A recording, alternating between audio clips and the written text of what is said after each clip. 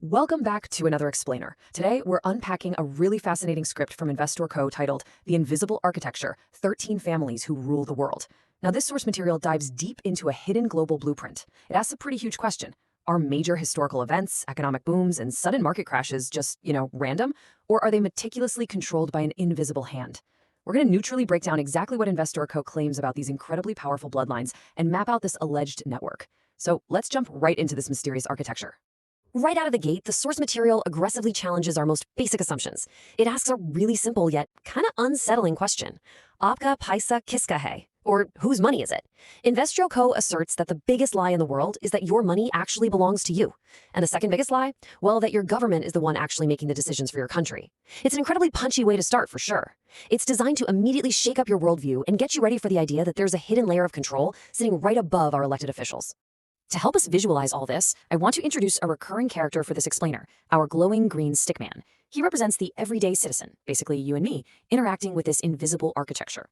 Right now, he's looking up at this massive pyramid, representing a structure built over centuries. And the source claims its blueprints aren't stored in some public bank or government archive. No, they are allegedly held by 13 specific families. According to Investroco, these families don't just print currency, they dictate the fate of entire nations, deciding exactly when economies will thrive and when they will inevitably crash.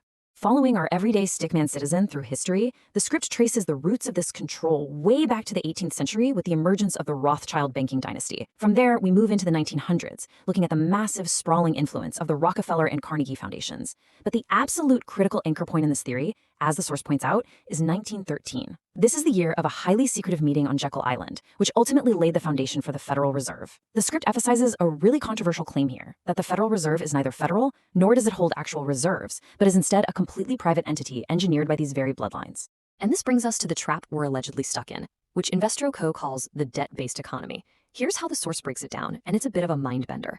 Whenever your country borrows money, it is ultimately borrowing from the banks controlled by these 13 families.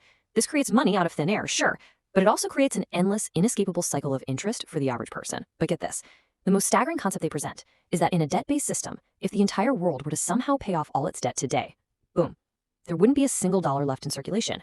The system literally requires debt to exist. Notice how our stickman avatar here is just completely dwarfed by this realization. There's a famous quote attributed to Meyer Amschel Rothschild from the 18th century that perfectly summarizes this alleged mindset at the very top of the pyramid. Let me issue and control a nation's money, and I care not who writes the laws. The script details how Rothschild strategically sent his 5 sons to the 5 major financial hubs of Europe, and the goal wasn't just to make a fortune, it was to gain absolute leverage over entire governments by becoming the sole issuer of their currencies.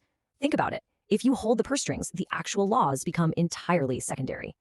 So, the crucial point the script makes is that this influence allegedly extends far, far beyond just central banks. As detailed by Investroco, it's this vast web spinning outward, touching energy, global finance, corporate monopolies, and even international policy.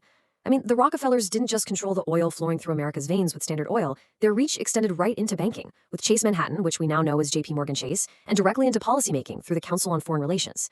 Meanwhile, the Warburgs are cited as the actual architects behind the Federal Reserve, with deep historical ties to the massive German chemical conglomerate IG Farben. It's all connected. But financial dominance? That's really only half the battle. Investroco claims these families also required psychological control over the masses, using a very specific 2-step mechanism. Step 1 began back in the early 1900s when foundations tied to the Rockefellers and Carnegies poured massive grants into the education system. The source argues their explicit goal was to revolutionize schooling to mass-produce obedient workers, rather than independent thinkers who might actually question the system. Step 2 is the consolidation of the media, and the goal there wasn't to objectively report the news, but to actively set the global narrative for the average citizen. And that brings us to a frankly staggering number, 6. According to the Investroco script, a mere 6 megacorporations control a whopping 90% of the media companies operating today. Just think about what that means for the illusion of choice.